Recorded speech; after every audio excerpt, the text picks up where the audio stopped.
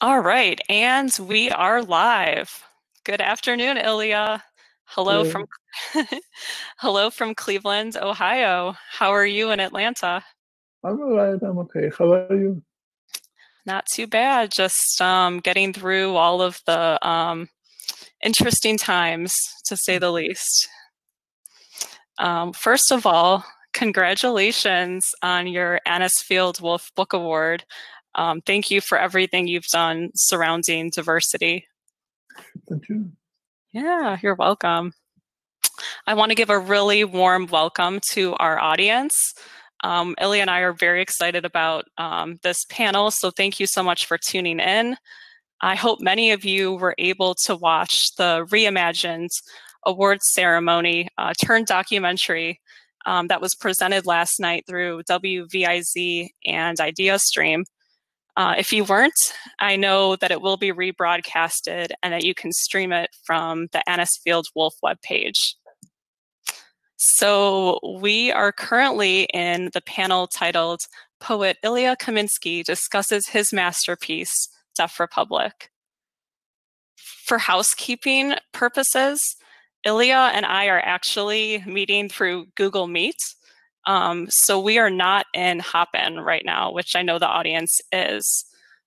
Therefore, unfortunately, we are not going to be able to see any comments or questions that come through the chat. So we do apologize about that. Before we get started, we would like to give big thank yous to the Anisfield-Wolf Book Awards team, Global Cleveland's, to the Cleveland Public Library, and all other sponsors for providing the opportunity for us to hold this session. Also, a big thanks to everybody behind the scenes. Tristan, Karen, thank you so much for ensuring everything went smoothly throughout this process. All right, I'm Alexandria Romanovich. I'm a Ukrainian American born here in Cleveland, Ohio. I currently serve as the program manager for the Cleveland Humanities Collaborative, which is a partnership between Cuyahoga Community College and Case Western Reserve University, which many of you are probably recently familiar with due to their hosting of the presidential debate a few evenings ago. I also serve as an adjunct faculty member in the Liberal Arts Division at Cuyahoga Community College, and I'm a lover of the humanities and really all things international. So without any further ado, I am thrilled to introduce all of you to poet and author Ilya Kaminsky. In addition to writing Deaf Republic, Ilya is also the author of Dancing in Odessa and has co-edited and translated several other books throughout his career. In addition to receiving the Anisfield-Wolf Book Award for Deaf Republic, he is the recipient of nearly a dozen others, including Notable Book for 2019 by the New York Times and also Best Book of 2019 by a series of others, including NPR, Washington Post, Times Literary Supplement, The Telegraph, Publishers Weekly, The Guardian, Irish Times, Vanity Fair, LitHub, Library Journal, Huffington Post, New Statesman, and the American Library Association. His poems are available in many countries and have been translated into over 20 languages. Last year, he was selected by the BBC as one of the 12 artists that changed the world. That is really cool. Ilya was born in 1977 into a Jewish family in the former Soviet Union in Odessa, which is now part of Ukraine. As a young child, his mumps were misdiagnosed as a cold, which left him hard of hearing. In 1993, his family moved to the United States after being granted political asylum due to prevailing anti-Semitism. Today, Ilya holds the Bourne Chair in Poetry at Georgia Institute of Technology and lives in Atlanta with his wife, poet Katie Ferris. Ilya, it's truly an honor. Thank you again for being with us today. Yeah. So we do have a special treat for the audience. We are going to open our questions with a video of Ilya reciting "We Lived Happily During the War."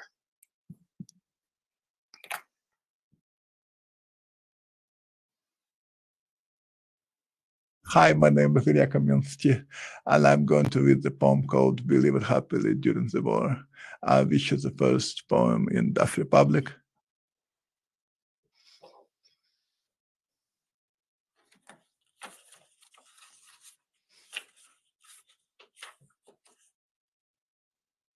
We lived happily during the war.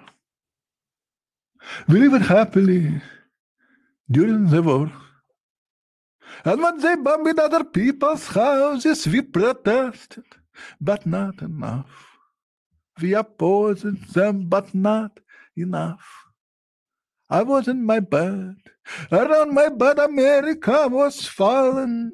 Invisible house by invisible house by invisible house.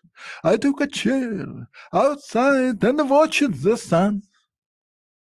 In 6 months of a disastrous rain, in a house of money, in a street of money, in a city of money, in a country of money, our great country of money, we, party of us, lived happily during the war.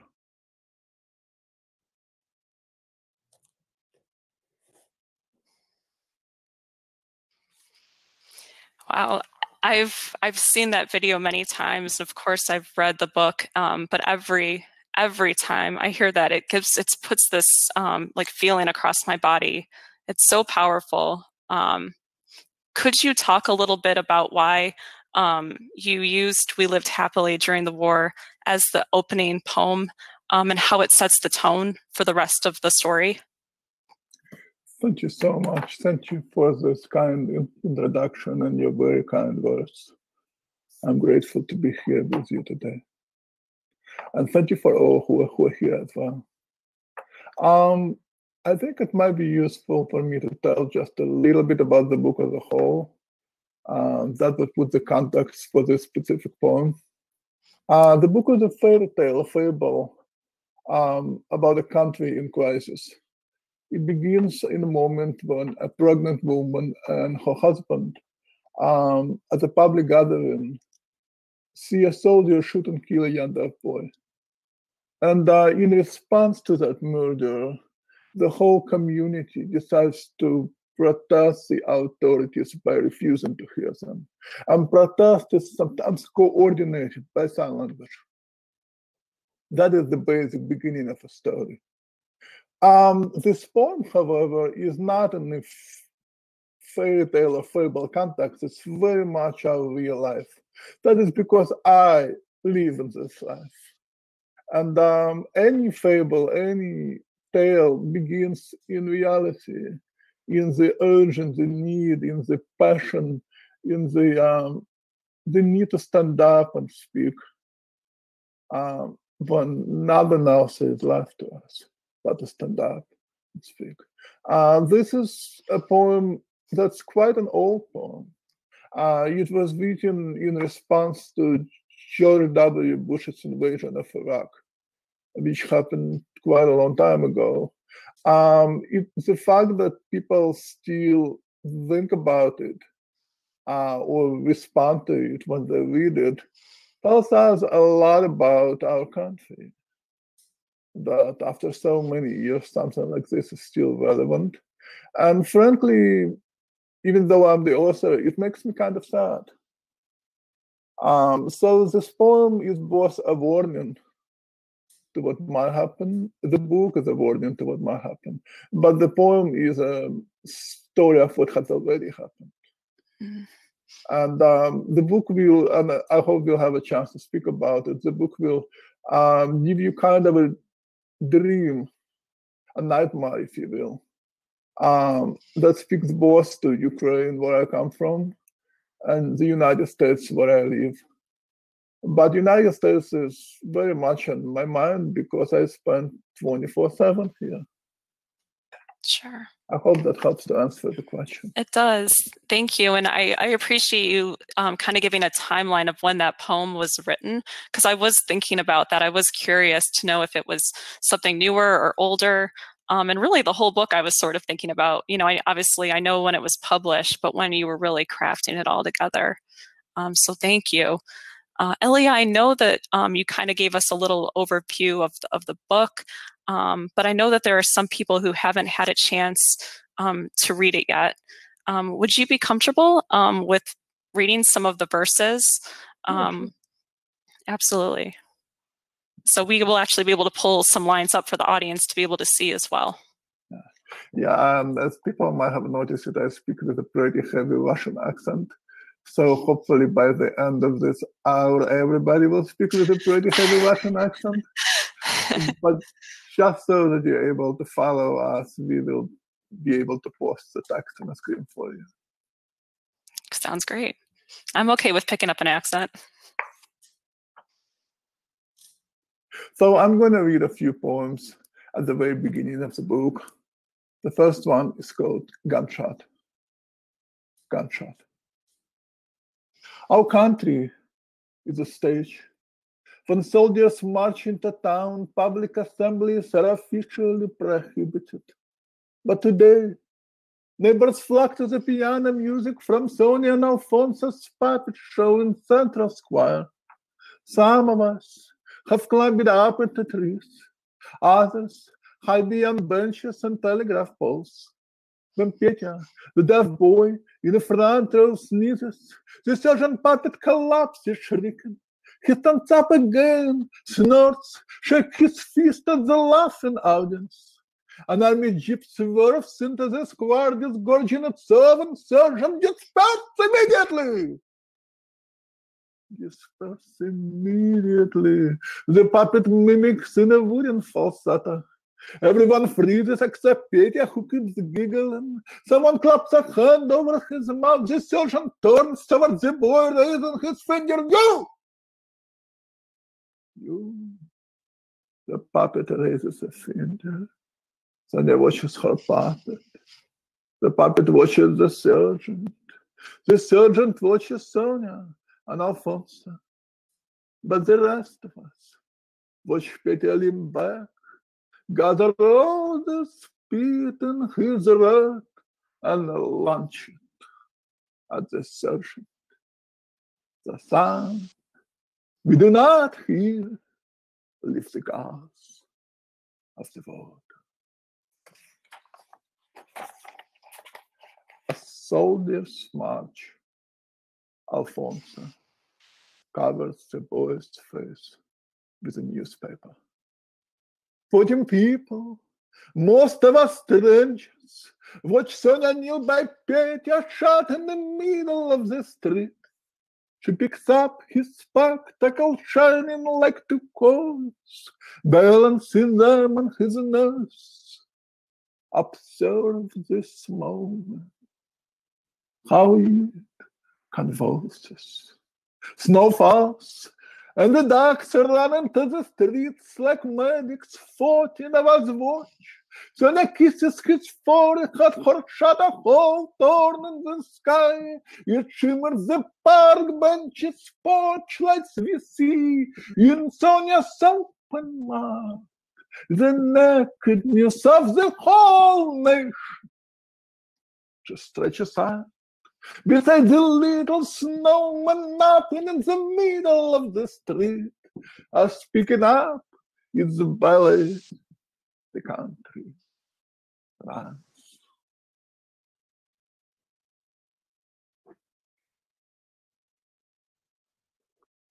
Alfonso, in snow. You're alive. I whispered to myself there for something in new listens. Something runs down the street, falls, fails to get up. I run, etc., with my legs and my hands behind my pregnant wife, etc., down Vasenka Street. I run. It only takes a few minutes, etc., to make a man.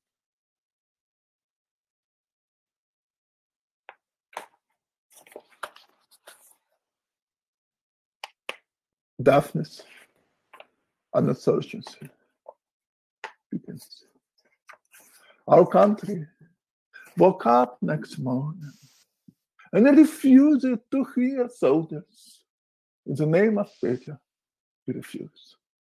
At 6 a.m., when soldiers compliment the girls in the alleyway, the girls slide by pointing to their ears. At 8, the bakery door is shut and soldiers Ivana face, though he is their best customer. At 10, Mama Gaля chokes, no one hears you. At the gates of the soldiers' barracks. By 11 a.m., arrests begin.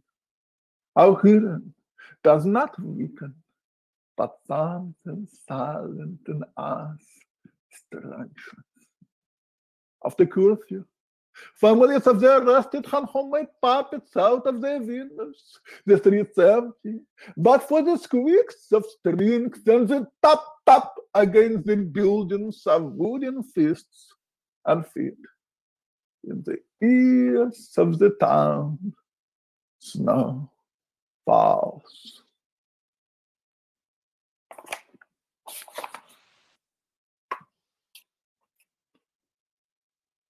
Alfonso stands, answerable. My people, you already lived something fucking fun. On the morning of the first arrests, our men, once frightened, bound to their butts, now stand up like human masks. Daphne's passes through us like a police whistle. Here's an eye, testify. Each of us comes home, shuts at a wall, at a stove, at a refrigerator, let himself forgive me. I wasn't honest with you. Life, to you, I stand. Answerable. I ran, etc. with my legs and my hands, etc. I ran down the Washington Street, etc. Whoever listens, thank you for the fatherland, my tongue. Thank you for our arguments that ends. Thank you for deafness, Lord. Touch fire from a match you never lit.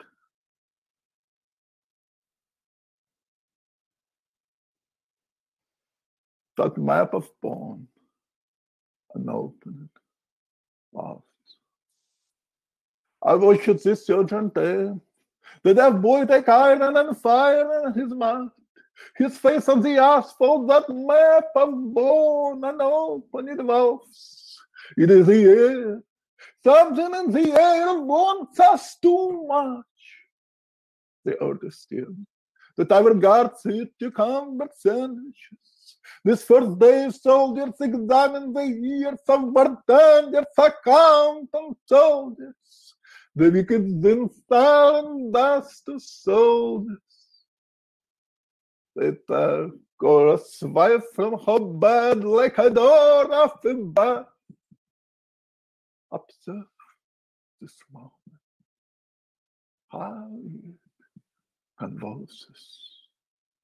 The body of the boy lies on the asphalt like a pepper clip. The body of the boy lies on the asphalt. The body of the boy. I touch the walls, feel the pulse of the house, and I stay up wordless and do not know why I am alive. We tiptoe the city zone and die between zealots and guardians and wrought iron gates. Be courageous, you say. But no one is courageous. As a sound, we do not hear. Lift the burst of the water.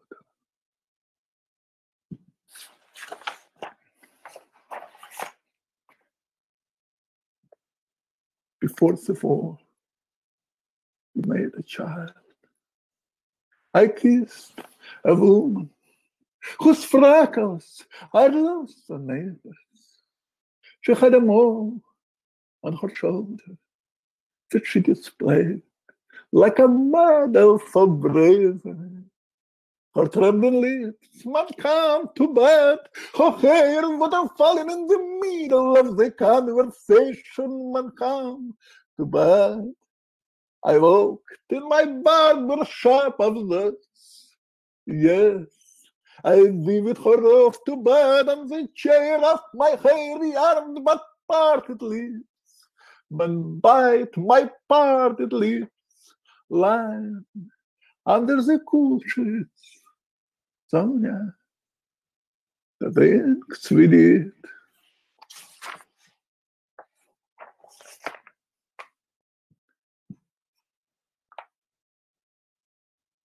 Soldiers hypnotized.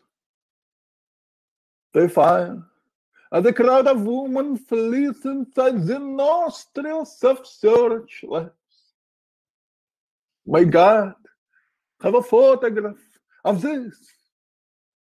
In the piazza's bright air, soldiers drag Peter's body and his head bang the stairs. I feel through my wife's shirt the shape of our child.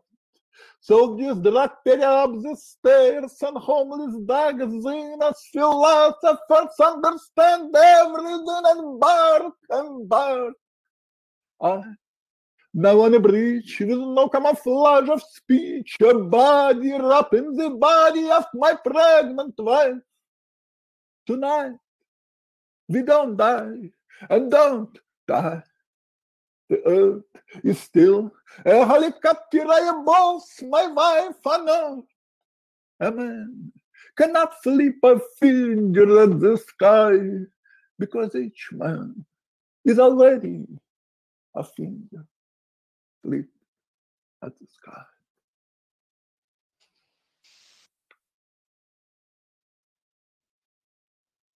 Lullaby. Little daughter, rain, water, snow, and branches protect you.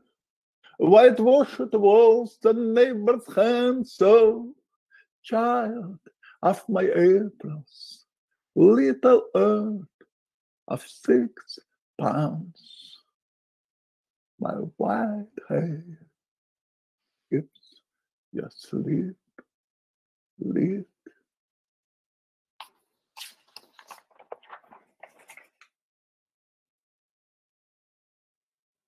While the child sleeps, Sonia undresses. She scrubs me until I spit soapy water. Pig, she smiles. A man should smell better than his country. Touches the silence of a woman who speaks against silence. No, that silence is what moves us to speak. She throws my shoes and glasses in the air. I'm of deaf people and I have no country but a bus stop and an infant and a marriage bed. Soaking together that is sacred to us. Washing each other's shoulders. But with whom can you see it in water?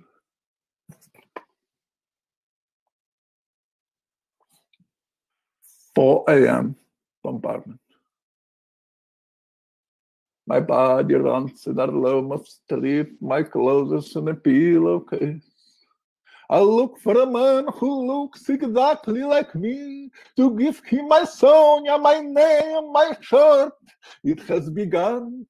Neighbors climb the trolleys at the fish market, breaking all their moments and half trolleys, birds like intestines in the sun. Pavel shouts, I am so fucking beautiful, I cannot stand it. The boys, still holding tomato sandwiches, hop in a trolley slide. Soldiers saying, but their faces, their ears. I can't find my wife, where is my pregnant wife? I, a body, an adult male awaits to explode like a hand grenade. it has begun. I see the blue canary of my country, big breadcrumbs from each citizen's eyes, big breadcrumbs from my neighbor's hair. The snow leaves the earth and falls straight up as it should. To have a country so important, to run into walls, into streetlights, into loved ones, as one should. The blue canary of my country runs into walls, into streets, into loved ones. The blue canary of my country watches the legs of the van. Wow.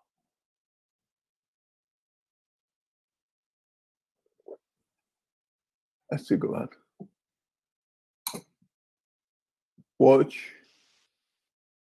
Vastenka citizens do not know they are evidence of happiness in a time of sorrow. Each is a repeated document of laughter. Vojigar, they've got something to tell that not even they can hear. Climb a roof in the center square of this bombed out city, you will see. One neighbor gives a cigarette, another gives a dog a pint of sunlit beer. You will find me, God. Like a dumb pigeon's beak, I am pecking every which way at astonishment. Fighting squad. On balconies, sunlight, on poplars, sunlight on our lips. Today, no one is shooting. A girl cuts her hair with imaginary scissors in sunlight, hot hair and sunlight. Another girl nicks a pair of shoes from a sleeping soldier's covered with lights. A soldier's wake and gape at us, gaping at them. What do they see? Tonight, they shot 50 women out loud in the street. I sit down to write and tell you what I know. A child learns the world by putting it in her mouth. A girl becomes a woman, and a woman her body. They blame you for all things, and they fix in the body what doesn't leave the body.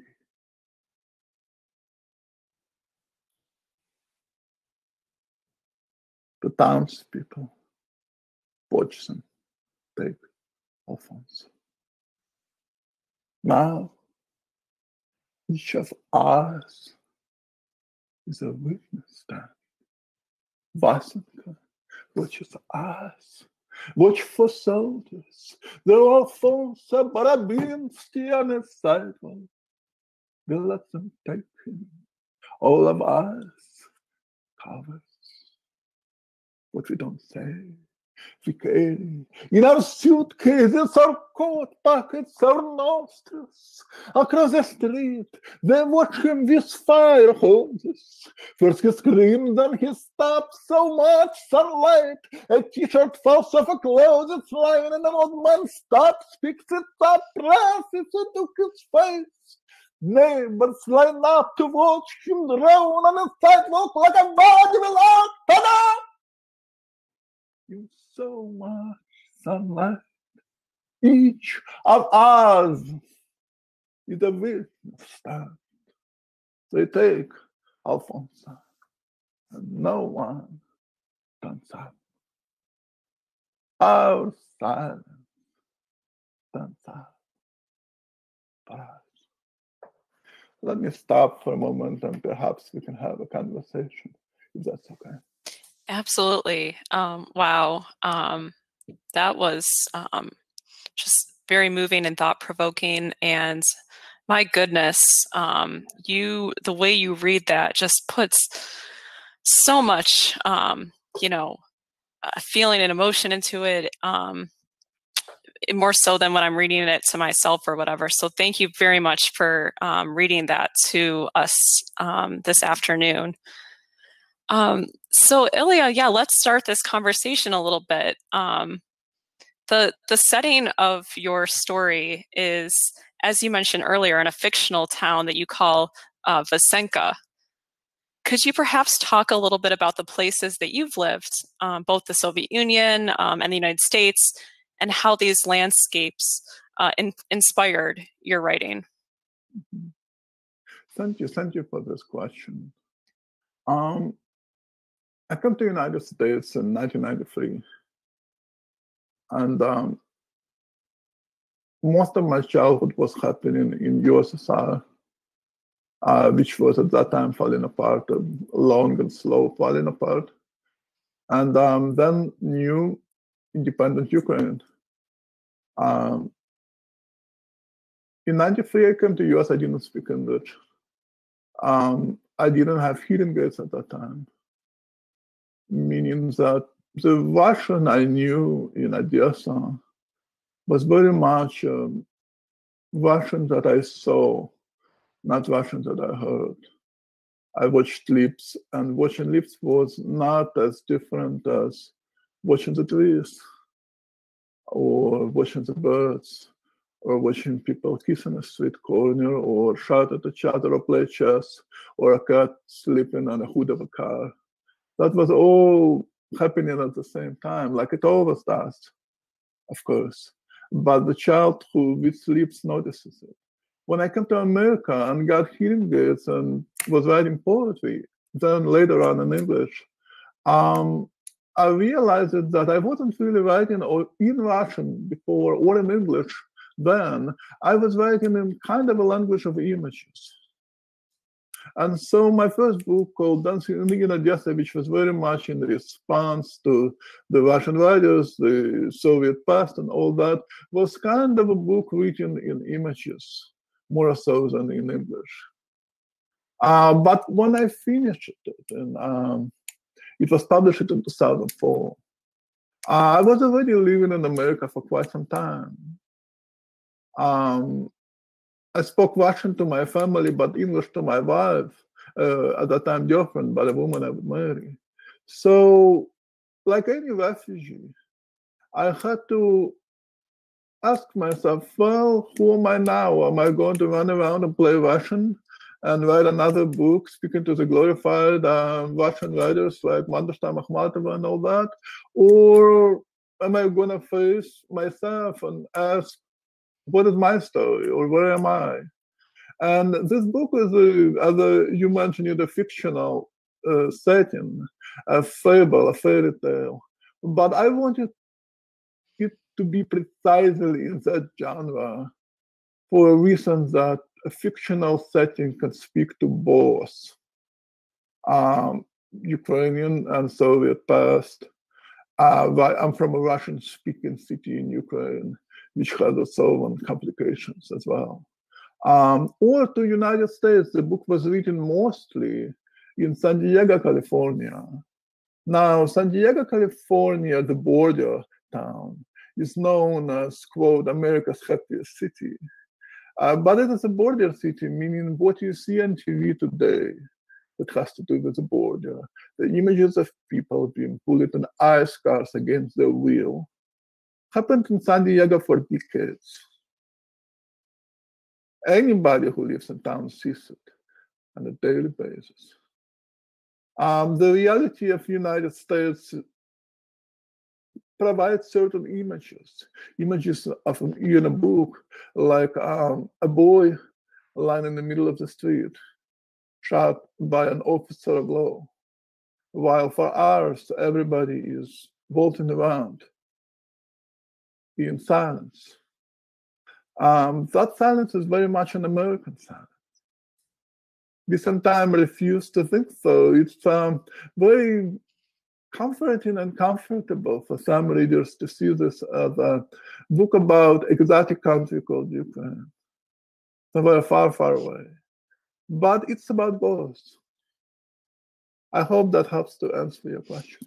It does. Yeah, I when I was explaining to some of my family and friends a little bit about how I was going to connect with you and whatnot, when they read through your book, some of them were initially asking, you know, where is this Vasenka?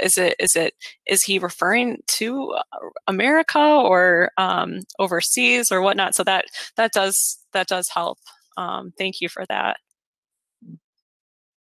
Going along sort of with that, with the exception of, you know, America, in the opening poem, I noticed that you don't explicitly reference any non-fictional events within history, governments, religion, nations. What role did your heritage play? And I know you talked a little bit about it, but in terms of the creation of the events in the book, and the characters as well.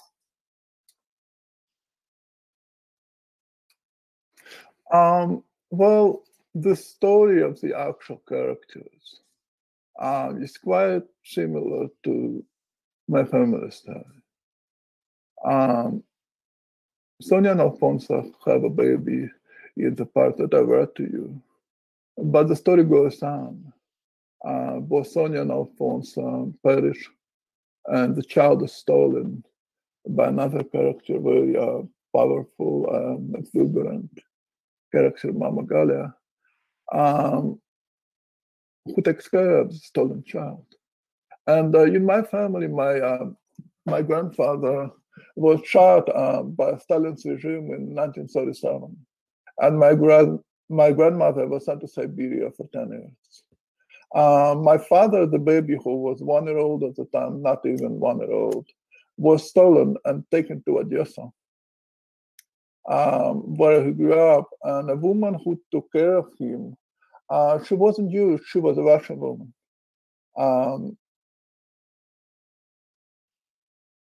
During the war started quite soon after. He was born in 1937. She risked her life protecting him because Odessa was occupied by the Germans, which means that he wouldn't be able to go outside. If she went outside, he would be recognized and shot, and she would be shot and all that. So he was staying indoors for years during the war. And it's very hard to keep a young child, 5, 6-year-old child, indoors for such a long time. She was trying to entertain him by teaching him to dance. She was teaching him tango. So there was a 45-year-old woman and a 6-year-old child dancing tango in Odessa during World War II. That's part of the heritage of the book. Yeah. Did your family talk a lot about, you know, like warfare and whatnot when you were growing up? Or did you? Yeah. You know, those things didn't happen a long time ago. They happened in my parents' lifetime. Right. So of course your parents talk about their childhood. Mm-hmm. It's curious in history here in the States. A lot of violence that we suddenly now think about when we speak about this moment, but it's not a moment. It has been happening for a very long time. War continues. We see it in parades. We see it in ugly things like president refusing to deny racism in front of the whole nation on TV. How is that not history that had been happening in 17th century, 18th century, 19th century? It is the same thing. When do we say something has stopped? I would like to see it stop. Absolutely. So going to really like talking a little bit about disabilities in general, deafness is used as a metaphor throughout the book. You've talked previously about your insight that disabilities can be a political position for advocacy for all of us. And in the documentary last night, you also called deafness a beautiful perspective. Could you talk a little bit about your own life experiences again while touching on how deafness can be a deterrent, but also be used as a powerful tool? Thank you. Thank you very much. I think it's especially important to talk about disabilities now because we are in the middle of pandemic. Everybody, every single person in this nation has to be asking this question: what does it mean to live in a disabled body? But let me step outside of this for a moment and go to the literary terms that you mentioned, the metaphor. Disability studies, which is a fascinating, very important field, has told us for generations, you shall not make a metaphor out of disability. And I agree, but I'm a creative writer. So I have to ask myself, what does it mean to say that an able person can use a metaphor and a disabled person can't? Hello, right? So what I try to do in the book and say, well, I can use a metaphor, I'm just not going to use a negative metaphor. Everybody should be like deaf people. Why not? You can learn a few things. Now, the question is, what can you learn? Let me give you an example. It's an actual, very basic story that happened, but to me, it was very instructive in the writing of the book.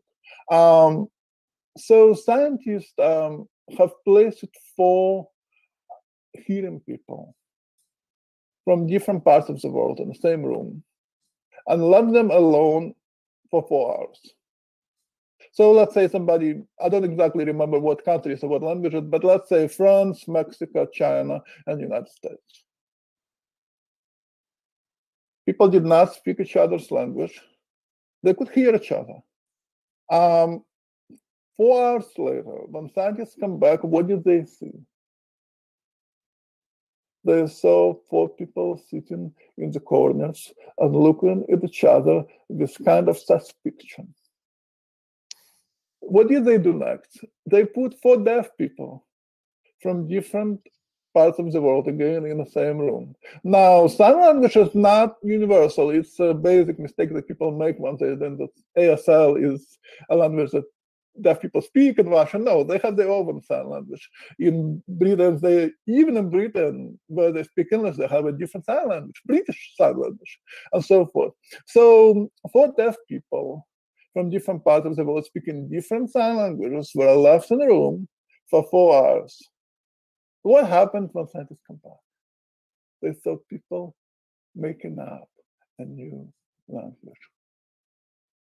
That tells you about the limitations of the oral spoken culture. That tells you about some other things that we can learn. No culture is definite, no culture is universal. There are many cultures. We all learn. The culture of learning.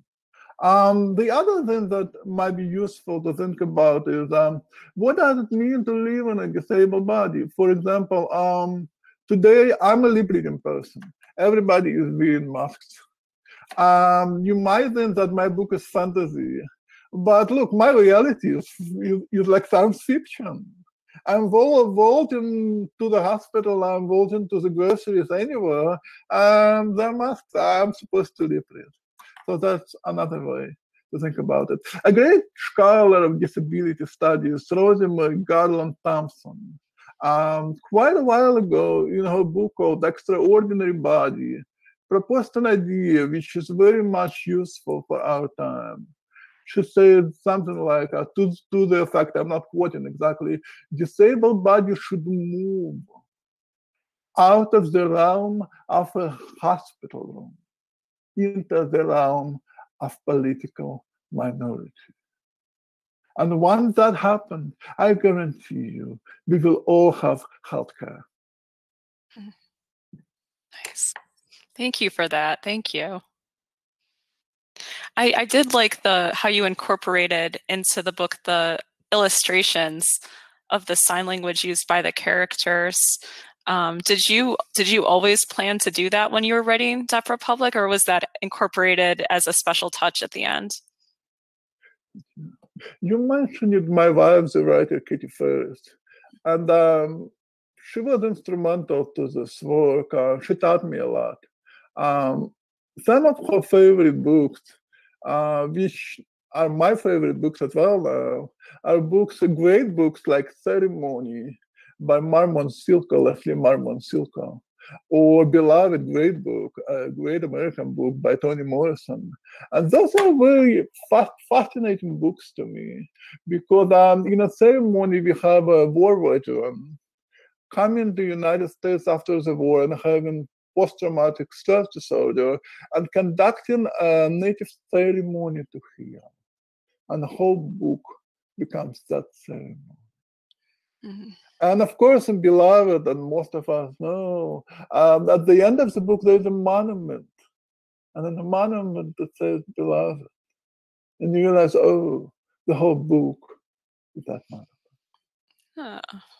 So what I want you to do is I want you to try to write a book like my heroes did, where a book would engage the reader would participate in it. So yes, I knew that I wanted that kind of action, and I was overly ambitious. I actually hoped that the reader would learn the sign language by the end of the book.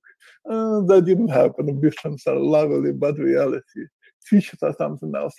What did happen, I hope, is as you might have seen when you saw one of the signs on the screen, there are multiple. And some of them repeat through the book in different contexts. And at the beginning, you're given a little subtitle where it says what the sign is.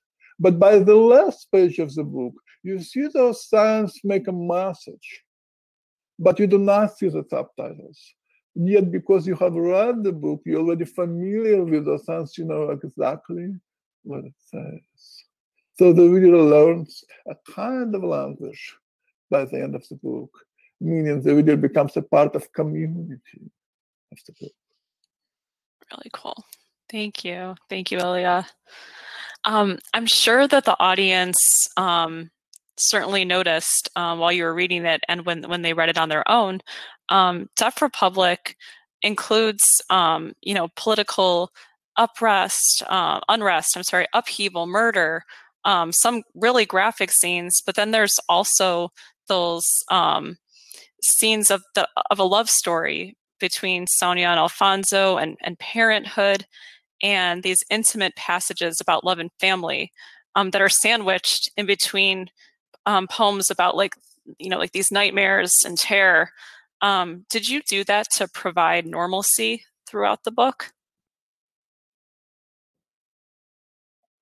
I wouldn't use the word normalcy. But let me come back just a moment to the beginning of your question.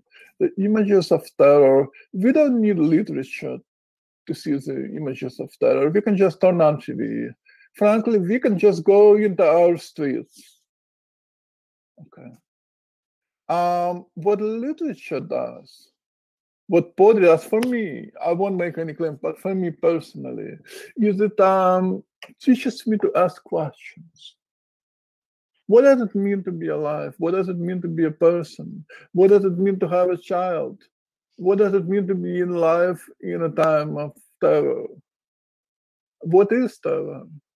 How do we enact it? How do we respond to it? What is silence in the middle of terror? What is the silence between two lovers in the middle of terror? Those are not the same things, and those are even not the same answers.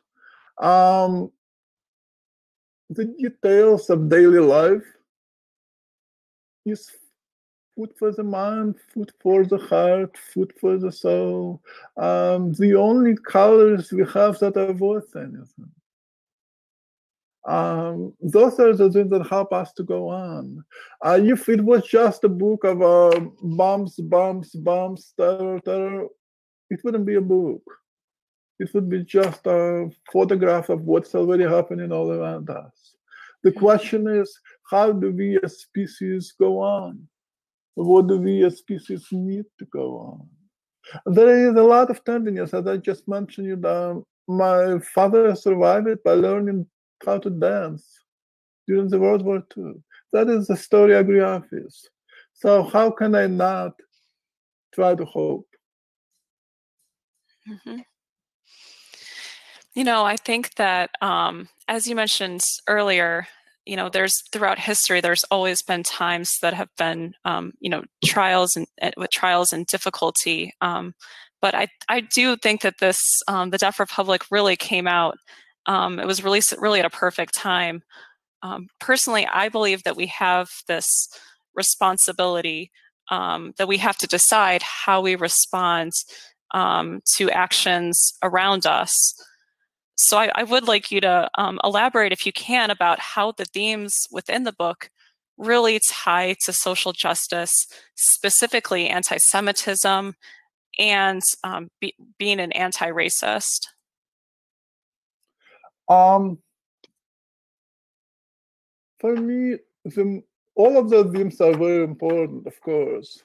But the main theme is, what does it mean to be human? We're not just supposed to be anti-Semites or anti-racists right now in this moment. It has to happen every day of our life. That is what it means to be a human. To me personally, is it a perfect time? Well, one in the history of United States or former Soviet Russian Empire, is it not a perfect time to speak about those things? When anywhere in the world, when is it not a perfect time? I mean, again, I hate to reference to TV when we are talking about poetry, but when wasn't any different? The mask was different. We had a polite monster, now we have an impolite monster in charge. We were more comfortable with polite monsters. Well, maybe we shouldn't have been. Then we wouldn't have what we have now. But again, for me, it is about not saying, here is my bookshelf dedicated to being anti-racist, and here is my bookshelf dedicated to being a poet, and here is my bookshelf dedicated to science fiction or fairy tales, but all of it at the same time. It is a variousness, it is a surprise, it is a curiosity, it is a ability to speak, because that's all we have got, is to speak when others don't. Right. Is what makes our life daily life. All of those things plus more, so much more. Right. I know personally, sometimes on Facebook, for example, one of my contacts there will post something, and I'll look at it, and I'll completely disagree, and I'll want to comment back, but then there's this fear that the banter back and forth could get ugly, and do I really want to be involved? But you're right. We do have to use the tools that we have, and nowadays we have social media and whatnot, where we can have even more resources and tools to let our voices be heard. I was thinking about one of my favorite phrases that in your book is, at the trial of God, we will ask, why did you allow all this? And the answer will be an echo. Why did you allow all this? That one really resonated with me. Thank you. Yeah, absolutely. Thank you for bringing it a little closer to our, again, daily reality of social media, Twitter, Facebook, and all that. We all, probably everybody who is listening right now, had the same kind of interaction, either on Facebook or on a Thanksgiving dinner, when we have to disagree, right? Absolutely. But remember, on a Thanksgiving dinner, it is not just that uncle that you disagree with. And on Facebook, it is not just that person you have never met that you disagree with, but it's also the little children running around, or the other people on that social platforms that might also peek and never respond, but peek and look. We don't just argue for the sake of arguing and try to change the mind of our opponent. We also speak to the future, and we honor the past. Those things happen at once. It is a conversation not just between two people, but between all of us. Mm-hmm. Yeah. So, Ilya, we have about 5 minutes left. And I want to ask you, just, straightforward, are we living in a deaf republic today? Deaf republic is a fairy tale, but every fairy tale has truth in it. Otherwise, we wouldn't be telling it to our children.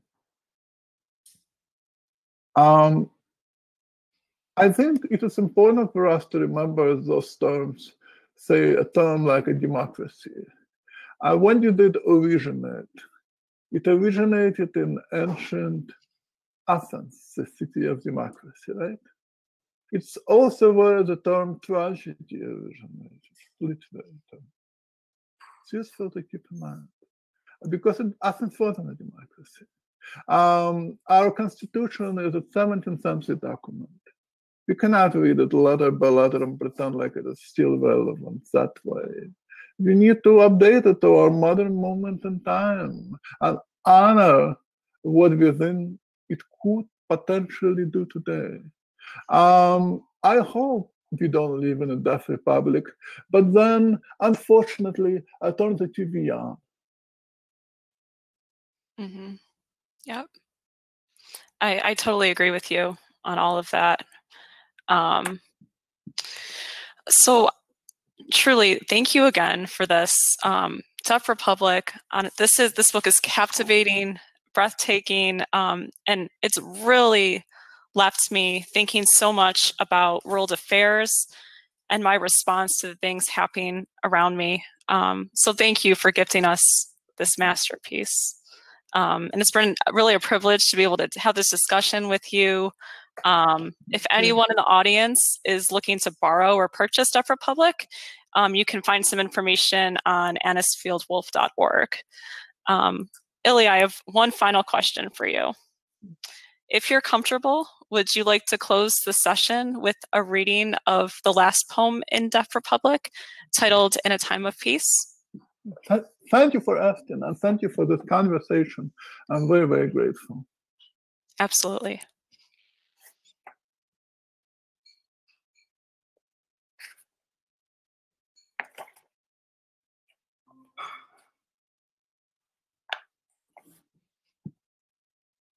In a time of peace. In a time of peace.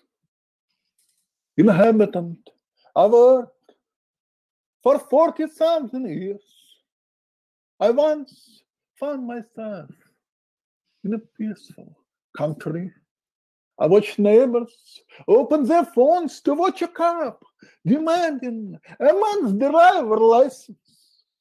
And when the man reaches for his wallet, the cop shoots into the car and shoots. It is a peaceful country. We pocket our phones and go to the dentist to pick up the kids from school to buy shampoo. And Basil, ours is a country in which a boy shot by police lies on the pavement for hours. We see in his open mouth the nakedness of the whole nation. We watch others watch. The body of a boy lies on the pavement, exactly like the body of a boy.